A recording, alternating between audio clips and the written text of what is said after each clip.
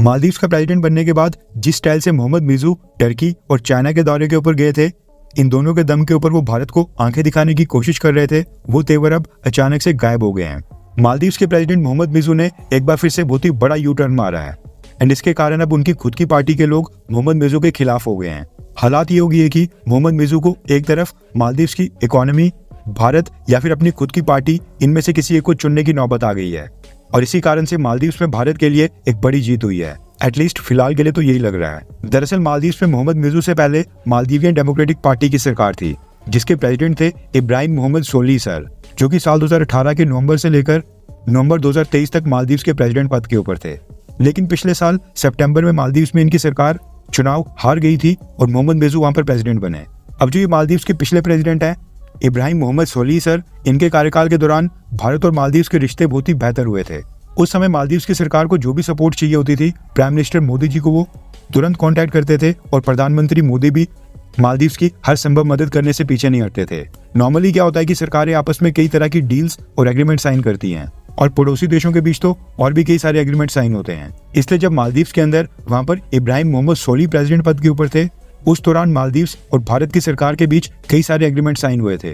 Trade से लेकर investment, tourism, cultural, education और कई सारे एग्रीमेंट साइन हुए थे। इन सब एग्रीमेंट्स में से कुछ डिफेंस पैक्ट और स्ट्रेटेजिक पार्टनरशिप के भी एग्रीमेंट थे। हुआ ये कि मालदीव्स की नई सरकार यानी कि मोहम्मद मिज़ू ने प्रेसिडेंट बनने के बाद ऐसे 4 एग्रीमेंट सिलेक्ट किए जो कि स्ट्रेटेजिक तौर के ऊपर भारत और मालदीव्स के लिए काफी इंपॉर्टेंट थे और इनके ऊपर अचानक से इंक्वायरी करने का फैसला किया। मालदीव्स के अंदर वहां पर पार्लियामेंट 241 कमेटी है जो कि मालदीव्स की सिक्योरिटी से जुड़े मैटर्स को देखती है। इस कमेटी ने पिछले फॉर्मर प्रेसिडेंट इब्राहिम मोहम्मद सोली के कार्यकाल के दौरान जो भी भारत के साथ 4 मुख्य एग्रीमेंट साइन हुए थे, उनके ऊपर इंक्वायरी स्टार्ट करने का फैसला किया था, क्योंकि मालदीव्स की इस पार्लियामेंट 241 कमेटी का मानना था कि ये 4 एग्रीमेंट्स मालदीव्स की इंडिपेंडेंस और सवर्निटी यानी कि मालदीव्स की आजादी और संप्रभुता के लिए बहुत ही बड़ा खतरा थे।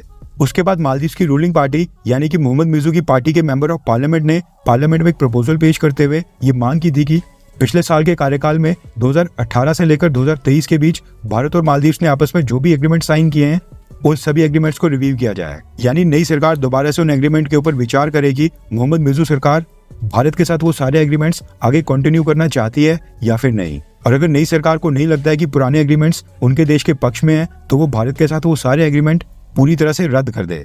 इस मांग के बाद मालदीव्स की इस पार्लियामेंट 241 कमेटी ने 4 एग्रीमेंट्स आइडेंटिफाई किए थे जो मालदीव्स के अंदर पिछली सरकार ने भारत के साथ साइन किए थे और इन 4 में से 3 एग्रीमेंट्स हमारी जानकारी में आए हैं, वो मैं नीचे आपको बता देता हूँ।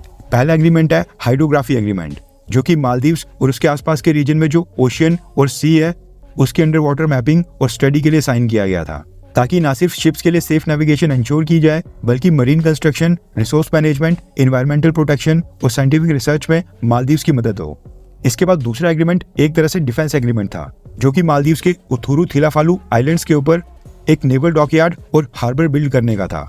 इसके लिए तो भारत सरकार ने मालदीव्स को ग्रांट भी ऑफर की थी और ये डॉकयार्ड और हार्बर हम मालदीव्स की कोस्ट गार्ड के लिए कंस्ट्रक्ट कर रहे थे, अपने लिए नहीं। इसके अलावा जो तीसरा एग्रीमेंट था जिसको रिव्यू करने का फैसला किया गया था, वह डॉर्नियर एयरक्राफ्ट का एग्रीमेंट। वो डॉर्नियर एयरक्राफ्ट जो भारत ने ह्यूमैनिटेरियन ऑपरेशंस के लिए मालदीव्स को गिफ्ट के तौर के ऊपर दिए थे। इवन अपने पायलट्स भी वहां पर भेजे थे, क्योंकि मालदीव्स में एक भी ट्रेन पायलट नहीं है। इसके अलावा रिव्यू किया जाने वाला चौथा एग्रीमेंट कौन सा था, उसके बारे में फिलहाल पब्लिक डोमेन में कोई जानकारी नहीं है। जैसे उसके बारे में पता चलता है हम आपको वो भी बता देंगे। लेकिन मसला ये है कि ये चारों एग्रीमेंट्स सिक्योरिटी और स्ट्रेटेजिक पर्पज से भारत के लिए बहुत ही इंपॉर्टेंट है और मालदीव्स के भी फेवर में है। हैरानी तो ये हो रही है कि प्रेसिडेंट मोहम्मद मिज़ू ने डॉर्नियर एयरक्राफ्ट वाले एग्रीमेंट के ऊपर भी इंक्वायरी बैठाने का फैसला किया था, जो कि प्योरली हमने मालदीव्स की मदद के लिए भेजे थे और ये वहां पर ह्यूमैनिटेरियन असिस्टेंस के ऑपरेशंस में इनकी मदद कर रहे थे।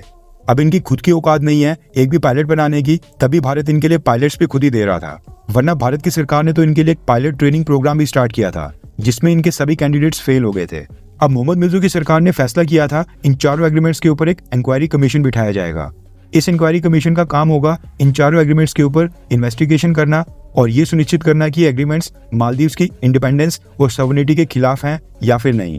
और ये इंक्वायरी कमीशन इन चारों एग्रीमेंट्स के ऊपर अपनी रिकमेंडेशंस देते हुए रिपोर्ट सबमिट करने वाला था, जिसके बाद मालदीव्स की सरकार और नए प्रेसिडेंट मोहम्मद मिज़ू इन चारों एग्रीमेंट्स के ऊपर कोई फैसला लेने वाले थे। आपने नोटिस किया होगा कि मैं यहाँ पर था शब्द का इस्तेमाल कर रहा हूँ, क्योंकि अब सच में ये था बन गया है। दरअसल मालदीव से न्यूज निकल कर आ रही है कि पिछली सरकार के दौरान भारत के साथ साइन हुए एग्रीमेंट्स की इन्वेस्टिगेशन के ऊपर प्रेसिडेंट मोहम्मद मिज़ू ने तत्काल प्रभाव से रोक लगा दी है। इस इन्वेस्टिगेशन को लेकर जिस कमेटी का गठन किया गया था उसकी सभी मीटिंग्स अचानक से रोक दी गई हैं एंड मोहम्मद मिर्जू के डायरेक्ट ऑर्डर्स के ऊपर ये इन्वेस्टिगेशन रोकी गई है क्योंकि मोहम्मद मिर्जू अभी के समय भारत के साथ रिश्ते खराब करना नहीं चाहते हैं। ये चीज तब सामने आई जब मोहम्मद मिर्जू की खुद की पार्टी के सांसद ने ये मुद्दा उठाया। उन्होंने कहा कि मालदीव के लोगों ने मालदीव की सवर्निटी और इंडिपेंडेंस को सुनिश्चित करने के लिए मोहम्मद मिर्जू को वोट देकर प्रेसिडेंट बनाया था। इस कमेटी की जिम्मेदारी होनी चाहिए कि भारत के ऊपर जो आरोप लगे हैं उनकी पूर्ण रूप से जांच हो। जिन आरोपों का दावा हमने सत्ता में आने के लिए किया था उनकी प्रॉपर तरीके से इन्वेस्टिगेशन होनी चाहिए। हम जानते हैं कि पिछली सरकार के दौरान कुछ ऐसी चीजें साइन हुई हैं जो कि एक देश के तौर के ऊपर मालदीव की स्वतंत्रता और संप्रभुता को प्रभावित करती हैं। इसलिए इस कमेटी को संविधान द्वारा दी गई सभी शक्तियों का इस्तेमाल करके इन्वेस्टिगेशन पूरी करनी चाहिए, जिसमें ये कमेटी फेल हो रही है। कहने का मतलब है कि मोहम्मद मिर्जू क्योंकि भारत के खिलाफ इन्वेस्टिगेशन को आगे नहीं बढ़ा रहे हैं, इसी कारण से उनकी खुद की पार्टी के लोग अब पब्लिकली बयान देकर ये मांग कर रहे हैं कि इस इन्वेस्टिगेशन को आगे बढ़ाया जाए। नो डाउट कि कहीं ना कहीं इसके पीछे भी चाइना इन सांसदों को सपोर्ट कर रहा है, क्योंकि चाइना चाहता है कि ये सारे एग्रीमेंट्स दोबारा से रिव्यू हों और अगर ये एग्रीमेंट कैंसिल होने की एक छोटी सी भी पॉसिबिलिटी बनती है तो उसको भुनाया जाए। लेकिन दिक्कत यह है कि इस समय मालदीव की हालत बहुत ही खराब है। मालदीव लगभग पाकिस्तान जैसा ही हो गया है। हाथ में कटोरा तो है लेकिन कोई भी देश उसमें कुछ खैरात नहीं दे रहा है। भारत अकेला देश है जो लगातार मालदीव की मदद कर रहा है। मोहम्मद मिर्जू का मानना है कि मालदीव की आर्थिक स्थिति सुधारने के लिए इसलिए वो एटलीस्ट अभी के समय कोई भारत विरोधी कदम बिल्कुल नहीं उठा सकते हैं। अब होता क्या है कि किसी भी लोकतांत्रिक देश में सरकारों का आना जाना लगा रहता है।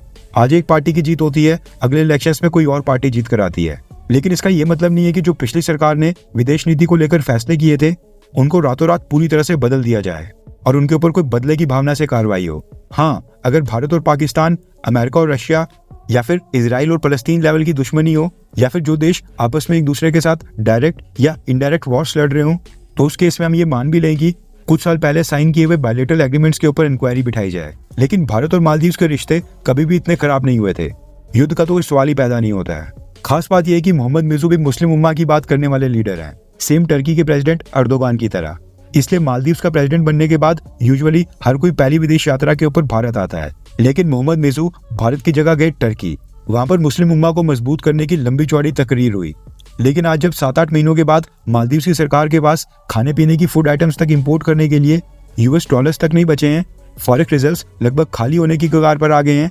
अब ना ही टर्की मालदीव की मदद के लिए सामने आ रहा है, ना ही पाकिस्तान या फिर मुस्लिम उम्मा का कोई और देश। Even Organisation of Islamic Cooperation, जिसमें 50 से भी ज्यादा मुस्लिम देश हैं, उसमें से भी कोई भी देश मालदीव की मदद नहीं कर रहा है। मदद करने सामने आया है तो भारत। आई होप कि भारत की मदद से मालदीव जब इस फाइनेंशियल क्राइसिस से बाहर निकल जाए, मालदीव की आर्थिक स्थिति दोबारा से बेहतर हो जाए और उन्हें भारत की जरूरत ना हो, तो फिर उस समय मालदीव के प्रेसिडेंट मोहम्मद मिर्जू एक बार फिर पिछली सरकार के दौरान भारत के साथ साइन हुए एग्रीमेंट्स की जांच दोबारा से शुरू ना करवा दें, क्योंकि अपने सांसदों का दबाव उनके ऊपर आगे भी बढ़ता रहेगा। वैसे आपको क्या लगता है कि क्या मोहम्मद मिर्जू भारत को धोखा दे सकते हैं, हाँ या फिर ना? नीचे कमेंट करके अपनी राय जरूर बताएं।